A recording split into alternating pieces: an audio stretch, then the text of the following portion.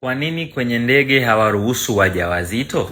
Ni swali tumeulizwa hapo, lakini kabla sijalijibu kuna kitu natamani ufahamu. Unafahamu ya kwamba kwenye mwili wako huwa mabadiliko makubwa sana yanatokea ukiwa kwenye ndege au ukiwa umechange state uliokuwepo, kama ulikuwa labda stationary au ulikuwa umetulia ukaanza kuwa kwenye mwendo au kwenye motion.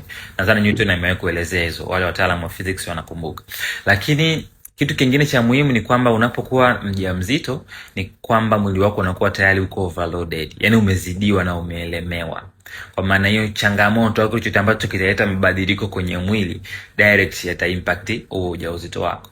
Swali limeulizwa kama hapo, lakini nina uhakika kwenye wewe ambaye unatizama au rafiki yako anafahamu, kwa sababu kuna watu ambao wamewahi kupanda ndege labda wakiwa wajawazito au hawajawahi au wamewahi kuzuiliwa kwa sababu hiyo.